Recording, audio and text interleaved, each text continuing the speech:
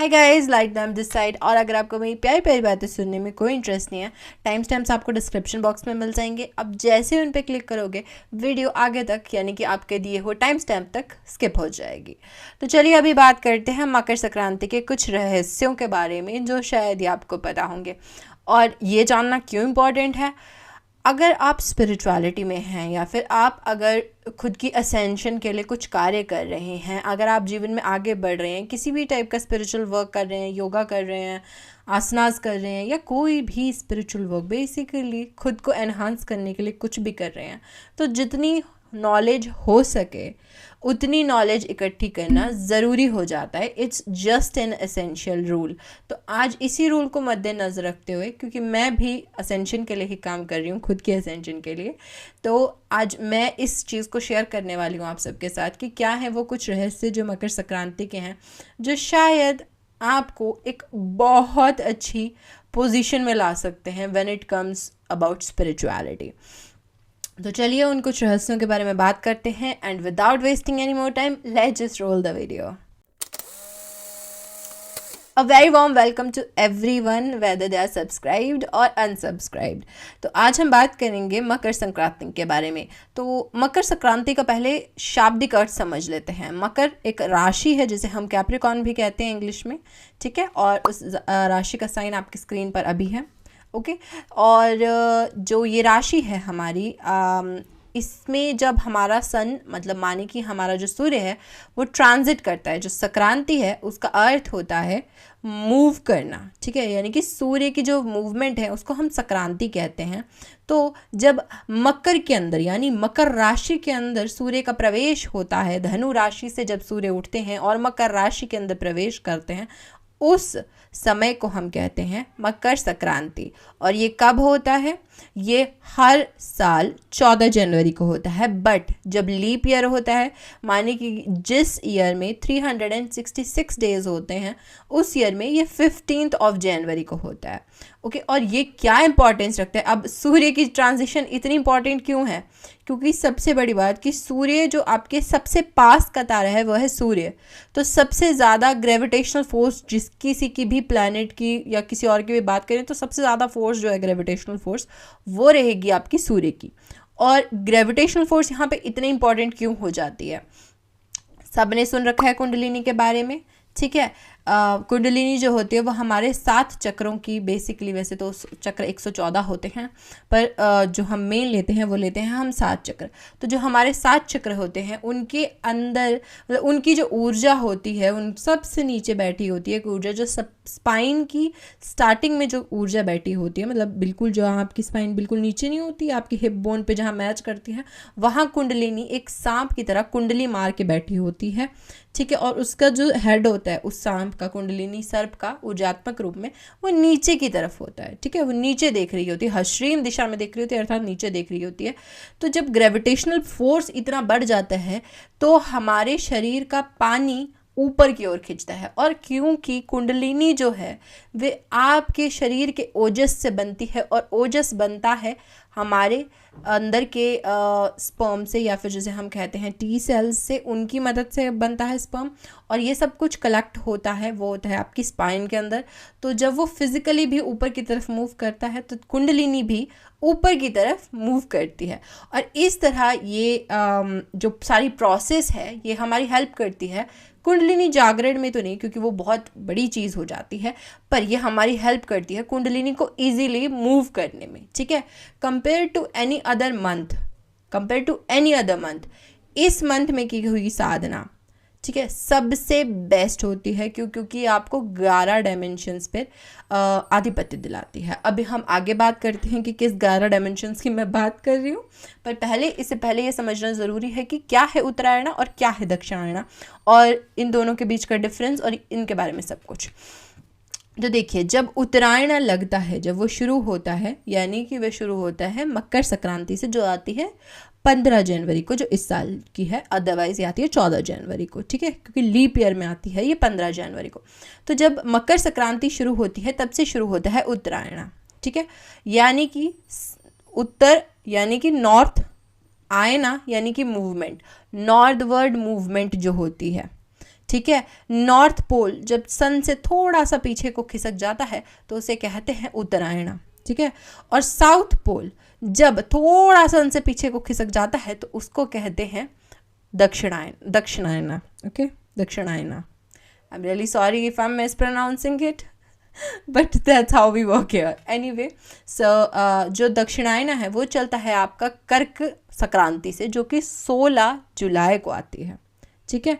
तो जो 16 जुलाई से लेकर के 15 जनवरी इस साल के तक का जो समय होता है उस समय चलाता है दक्षिणायना।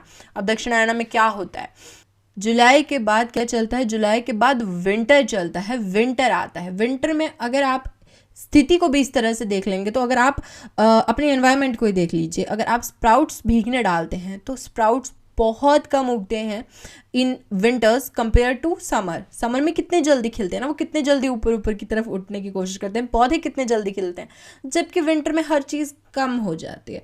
वो सिर्फ और सिर्फ उसमें बहुत बड़ा हाथ होता है विंटर का, बट उससे भी बड़ी बात यहाँ पे प्ले करती हैं ऊर्जाएं, ठीक है। इस समय यानी कि स्पेशली जो दिसंबर का समय होता है, दिसंबर 15 से जो समय लगता है जनवरी 15 तक, यानी कि 30 डेज का जो साइकिल होता है।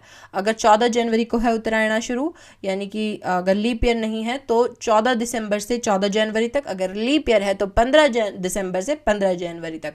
तो ये जो 30 दिन का जो ये समय होता है, ये इतना सुथुल समय होता है, मतलब इतना शिथिल समय होता है कि उसमें कोई भी बीज उगने के लिए तैयार नहीं होता। हम ऊर्जात्मक रूप में बात कर रहे हैं, तो please don't take it in a very materialistic way में मत लीजिएगा, ठीक है। तो इसमें कोई भी बीज उगने के लिए तैयार नहीं होता है, ठीक है। और इस समय पे क्या हुआ, गर्भधारण भी अच्छा नहीं माना जाता है, okay. Now I am not trying to offend somebody, ठीक है।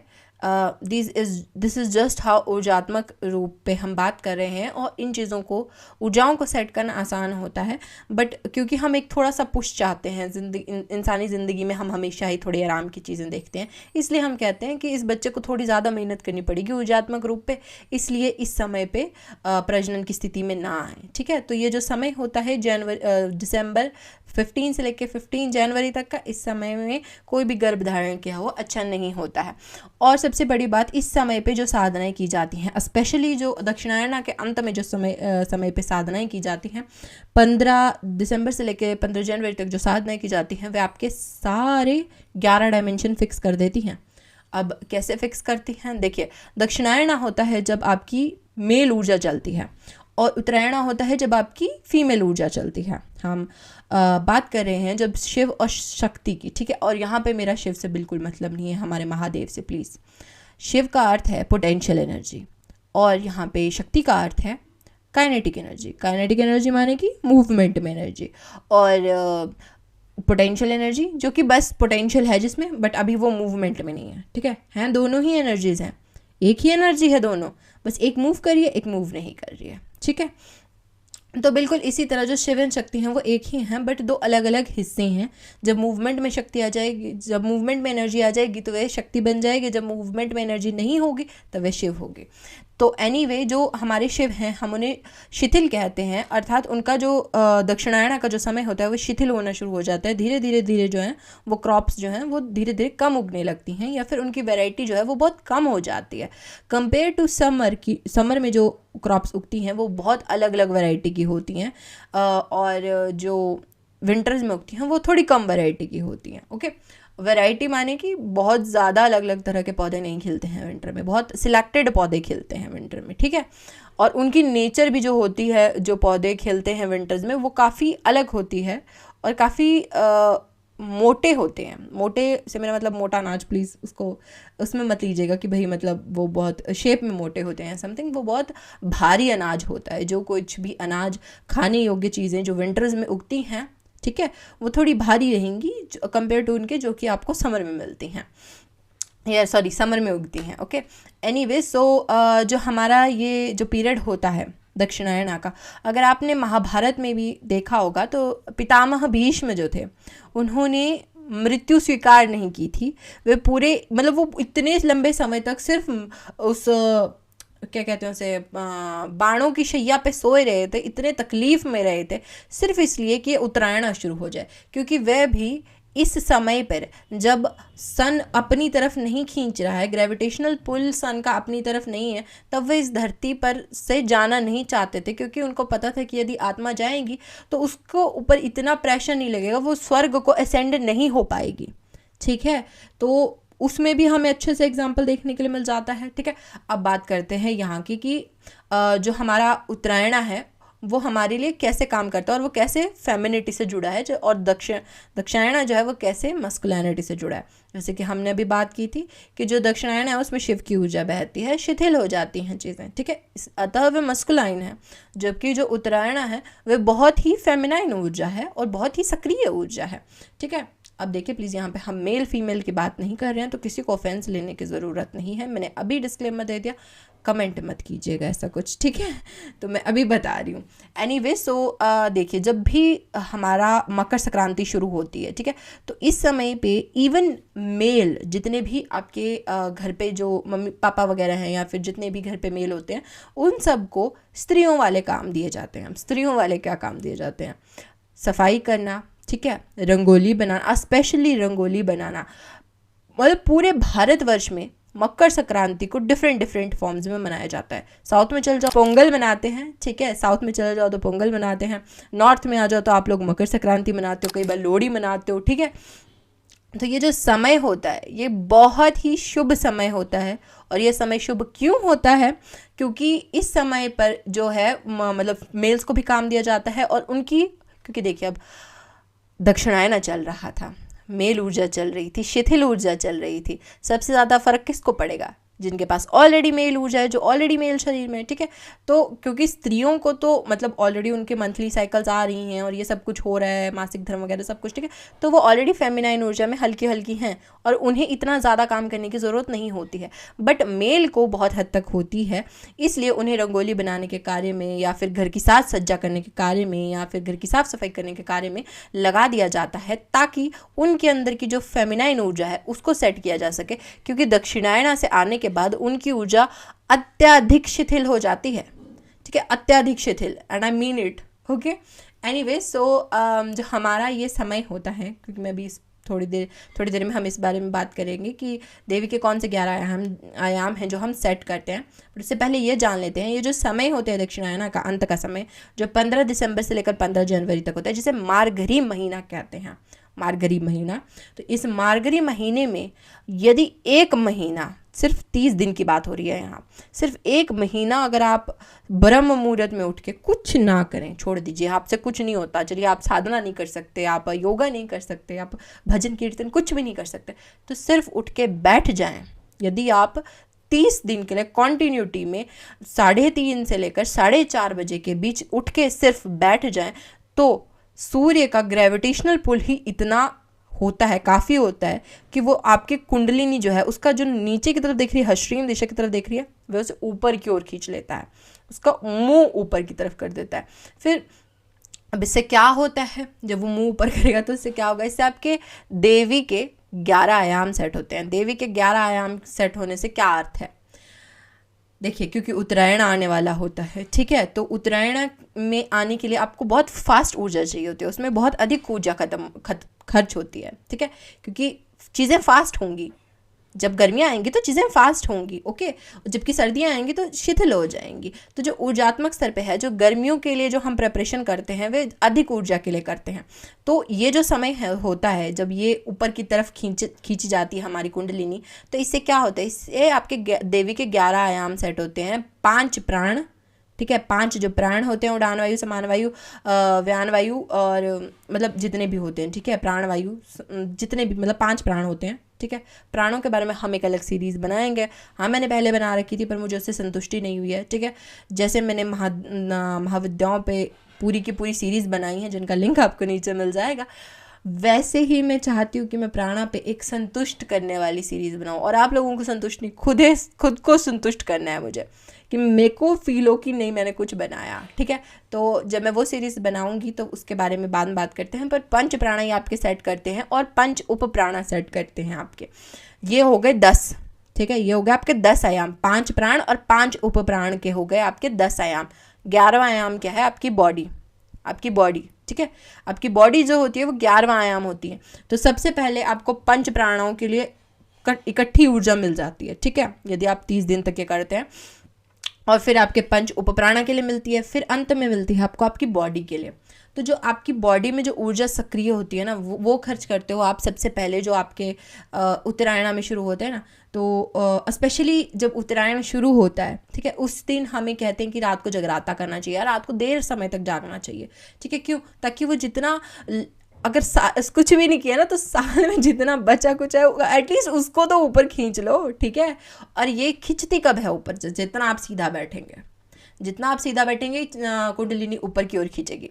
अब ऐसा तो बोल नहीं सकती मैं कि सोई मत, ठीक है, बट कम सोना जो है वो इस महीने में, मार्गरी के महीने में 15 दिसंबर से 15 जनवरी तक मार्गरी के महीने में आपको कम सोने के लिए कहा जाता है, ओके। और मैं लेट मी चेक कि मैंने कुछ छोड़ तो नहीं दिया। हाँ, हमने डायमेंशंस की बात कर ली। हाँ, ब्रह्म मुहूर्त की बात कर ली हमने, ठीक है। हमने दक्षिणायना की बात कर ली।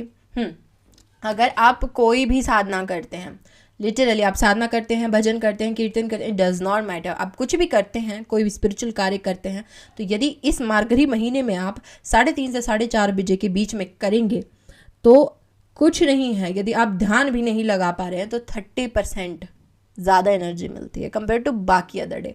और क्योंकि 11 आयाम सेट होते हैं, ध्यान से सुनिएगा, 11 आयाम सेट होते हैं, यानी कि 11 डायमेंशन सेट होते हैं।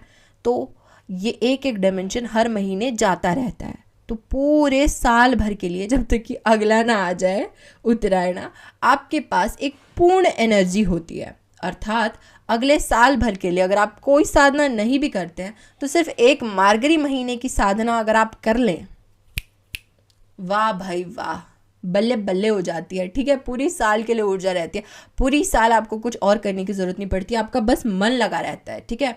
हम क्यों करते हैं? देखिए, हम साधना क्यों करते हैं, हम भजन कीर्तन क्यों करते हैं? भगवान से मन लगाने के लिए, भगवान में मिलने के लिए, मुक्ति के लिए, मोक्ष के लिए। और किस लिए कर रहे हैं हम ये? अगर भगवान के कीर्तन करने से मोक्ष नहीं मिलता तो आप भगवान की आराधना नहीं करते। यदि भगवान का नाम लेने से आपको सदमार्ग नहीं मिलता तो आप भगवान की आराधना नहीं करते, ठीक है। सदमार्ग से मुक्ति मिलती है, तो अंत गोल तो मुक्ति है, ठीक है। तो मुक्ति तब मिलती है जब सब कुछ पूरा हो जाता है, ओके। तो बस इसी चीज़ का 30% जो है वो मार्गरी महीना इकट्ठे ही दे देता है। तो सोचो, अगर आप सारी साल करते हो तो वो एक बारी में अगर मार्गरी महीने में कर दो तो वो 3 एक्स्ट्रा महीने, यानी कि अगर सारी साल करते हो तो कम से कम 15 महीने आप साधना कर रहे हो, जबकि पूरे साल में सिर्फ 12 महीने होते हैं। वो 15 महीने कैसे बने? क्योंकि आपने 15 महीनों जितनी साधना इकट्ठे कर ली, मतलब 15 महीनों नहीं, मतलब 3 महीनों जितनी साधना इकट्ठे कर लिया आपने मार्गरी महीने में, ठीक है। 15 या 14 जितने भी हो, ठीक है। मुझे मैथ्स वैसे भी पसंद नहीं है, मुझसे मत पूछना। एनीवे, मैं आपको इसके बेनिफिट्स बता देती हूँ। यदि आप कोई भी साधना करते हैं या फिर आप कुछ भी नहीं करते हैं, तो सिर्फ उठ के बैठ जाते हैं, ठीक है, तो उससे क्या होता है? फोकस और कॉन्सेंट्रेशन बढ़ता है। पूरी साल फोकस और कंसंट्रेशन बढ़ता है। स्पेशली जिन बच्चों के एग्ज़ाम आ रहे होते हैं ना, और जो कॉम्पिटिटिव एग्ज़ाम्स की तैयारी कर रहे होते हैं, उन्हें ये करना चाहिए। और हाँ, मैंने किया है, मैंने पर्सनली किया है। मैं पूरे दिसंबर सुबह उठ रही हूँ, okay, too early for my self, ठीक है। एनीवे, अगर आप स्पिरिचुअलिटी में हैं तो स्पिरिचुअलिटी में आपको 3 टाइम्स एक्स्ट्रा बेनिफिट मिलता है। और मैं बात कर रही हूँ, ये जो एक्स्ट्रा बेनिफिट मैं आपको बार बार बता रही हूँ ना कि 3 महीने का एक्स्ट्रा बेनिफिट मिलता है, ये उनके लिए जो कि ध्यान नहीं लगा पाते हैं या फिर जिन्होंने इसी साल शुरू किया है। यदि आप बड़े समय से ध्यान लगा रहे हो, कम से कम 2-3 साल हो चुके हैं ऑलरेडी, तो बेटा मुझे नहीं पता ये 3 के 3 फोल्ड्स ना हो जाए कहीं, ठीक है। अगर यदि आपका ध्यान लगना शुरू हो चुका है, हल्का हल्का भी किसी और मतलब उसमें पहले से ही शुरू हो चुका है, तो इस महीने करने से प्रभु जाने, ठीक है। और इसके अलावा आपका जो फीमेल और मेल एलिमेंट है वो सेट हो जाता है। यदि आप मार्गरी महीने में साधना करते हैं तो आपका मेल और फीमेल एलिमेंट जो है वो सेट हो जाता है, ठीक है। और इसमें मकर संक्रांति का क्या स्पेशल रहता है? मकर संक्रांति का ये स्पेशल रहता है कि इस दिन के शुरू होने से, मतलब ये 15 तारीख से हम लोगों की स्त्री ऊर्जाएं शुरू हो जाएंगे और आपको अगर कुछ नहीं किया, अगर आपने पूरे मार्गरी महीने कुछ नहीं किया है, तो ये बेस्ट टाइम है, 15 तारीख का बेस्ट टाइम है कि इधर आप जगराते में पार्टिसिपेट करें अगर आपके आसपास कहीं हो रहा है, और अगर जगराते में आप पार्टिसिपेट नहीं कर सकते हैं तो एटलीस्ट अगला आने वाला 1 महीना जो है उत्तरायण का, उसको पूरी तरह से डेडिकेट कर दे साधनाओं के लिए। हाँ, उसमें उतना बेनिफिट नहीं होगा जितना मार्गरी में मिलता है, ठीक है, बट इसका मतलब ये नहीं है कि ये स्पेशल नहीं है, ठीक है। ये भी महीना बहुत स्पेशल है क्योंकि इसमें आपकी फीमेल ऊर्जाएं सेट हो रही होती हैं, और जिसकी फीमेल ऊर्जा जितनी सेट होगी उसका बेशक फोकस हो ना हो, ठीक है, उसके अंदर एक तीक्ष्णता होगी। फीमेल ऊर्जा जो है बहुत ही सुई की तरह है, मतलब बिल्कुल पैनी है, तलवार की तरह, ठीक है, और जो मेल ऊर्जा है वह ढाल की तरह है। ओके, तो अगर कुछ नहीं है तो एटलीस्ट आप तेज़ी से तो आगे बढ़ो, ठीक है। अगर आप इतनी एनर्जी स्टोर नहीं कर पाए हो कि सारी साल काम आ सके तो कोई बात नहीं, आप उत्तरायण में कर लो, आप 15 जनवरी से लेकर अगले 15 फरवरी तक कर लो। उससे क्या होगा, उससे आपकी साधनाओं में एक तीव्रता आएगी, आपके जीवन में एक तीव्रता आएगी। आप देखोगे कि आप बैठ नहीं पाओगे, और बैठने से मेरा मतलब ये नहीं है कि आप आलस नहीं कर पाओगे, वैसे तो करना नहीं चाहिए, बट इट जस्ट मीन कि आपकी लाइफ फास्ट फॉरवर्ड पे प्ले होने लगेगी, ठीक है। Anyway, so that was all for the video. और अगर आपको मेरा कंटेंट थोड़ा पहले देखना होता है, मतलब मैं यूजुअली जब उसको एडिट करके पोस्ट करती हूँ तो मैं उसको पब्लिक करने से पहले अनलिस्ट करके अपने व्हाट्सएप चैनल पे डाल देती हूँ। तो व्हाट्सएप चैनल अगर आपको ज्वाइन करना है जहाँ पे मेरा कंटेंट थोड़ा पहले आता है, आप डिस्क्रिप्शन बॉक्स चेक कर सकते हैं, वहाँ पे आपको लिंक मिल जाएगा। और अगर आपको कोई पर्सनल क्वेरी है आप मुझे मेल कर सकते हैं, वो भी आपको लिंक डिस्क्रिप्शन में मिल जाएगा। अगर आपको महाविद्याओं में इंटरेस्ट है, ठीक है, तो आप मेरे अदर वीडियोस चेक कर सकते हैं, उन सब का लिंक आपको नीचे मिल जाएगा। और महाविद्या की सीरीज टोटली कंप्लीट हो चुकी है, so congratulations to all of us. And अब हम नई सीरीज़ की तरफ बढ़ेंगे, जो मैं थोड़े दिनों में अनाउंस करती हूँ कि मैं क्या करने वाली हूँ, ठीक है। बट उससे पहले हमें थोड़ी सी कवर अप स्टोरीज़ पूरी करनी है, जो कि मैंने प्रॉमिस किया था 10 महाविद्याओं के बीच में कि मैं आपको ये भी बताऊँगी वो भी बताऊँगी। तो हमें वो सारी स्टोरीज़ पूरी करनी है, पहले हम वो पूरी करेंगे और बहुत जल्द हम एक नए प्रोजेक्ट को लॉन्च करेंगे। So stay tuned with us, and anyway, I will see you next time, guys. Stay safe, stay alive. I was just joking. Anyway, I will see you next time, guys. Bye bye.